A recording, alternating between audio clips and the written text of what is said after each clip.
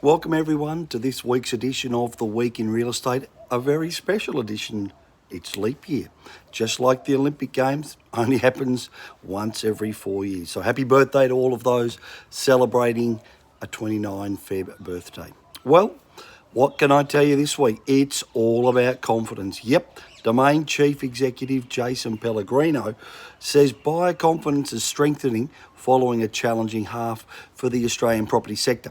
Now, he said that the listings environment was at its worst for 30 years in July and August 2019, but has been consistently improving since, with the positive results reflected in auction clearance rates and off-market sales. Now, Domain reported that January, which understandably is a seasonally small month for listings, but that numbers had been rising since after Australia Day weekend.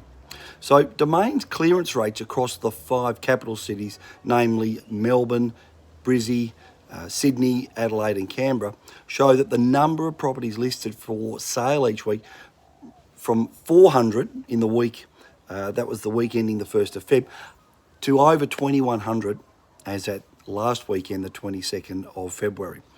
Now, not surprisingly, first home buyers are looking to regional areas.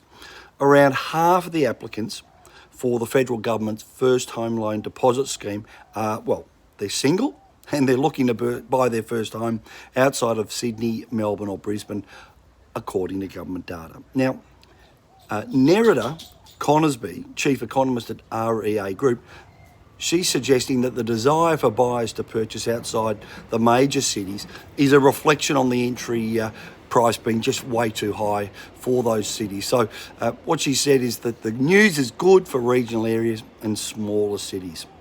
Now, as buyer interest increases, vendors, they're getting some wins. They're pleasantly surprised on the sale prices that they've been receiving.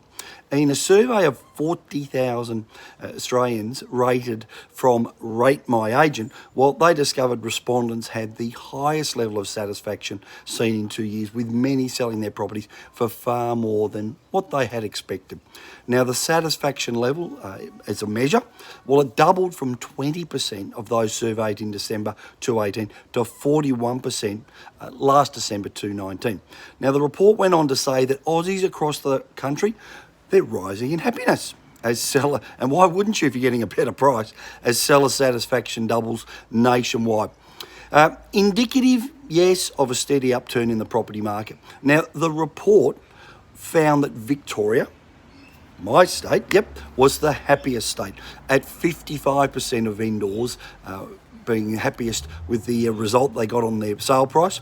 It's overtaken our southern neighbours in Tassie at 51%, followed by New South Wales at 50%, the ACT 48%, SA at 42%, Queensland 38%, and WA, there's still yet to rebound fully.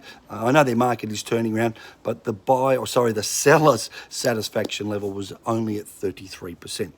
Now, again, not surprisingly, for those people who are staying longer in their homes rather than upgrading, the data is telling us that renovations have hit record levels. Now, again, not surprising, you've got cheaper finance, you had fewer property listings once again. REA Group Chief Economist Nerida Conisbee has suggested that Queensland's leading the way, and that was reported by the Australian Bureau of Statistics. They've suggested that Queensland councils have been approving the highest number of alterations and additions to homes during the 6 months to the end of last December. That was a figure of around $930 million in major renos, residential renovation work that is, was approved in Queensland, which was $80 million more than for the same period last year. Now, finally for this week, national developer Stockland has recorded a huge increase, in fact, a 60% increase in new housing sales in the last 3 months of 2019. Residential and property and retirement living expected to continue to deliver strong results.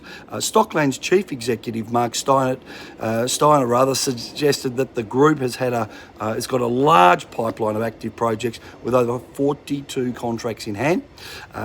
He also suggested that For the financial year, up to 221, that is, Stockland expect a huge rise in their settlement volumes to over 5,800, which is a good number. And that's moving up towards the top of their cyclical range from what they've seen historically. So once again, friends, that is the wrap for this week. Philip Robison at Philip Robison Property. Have yourselves a great weekend and look forward to coming back to you next week. Bye for now.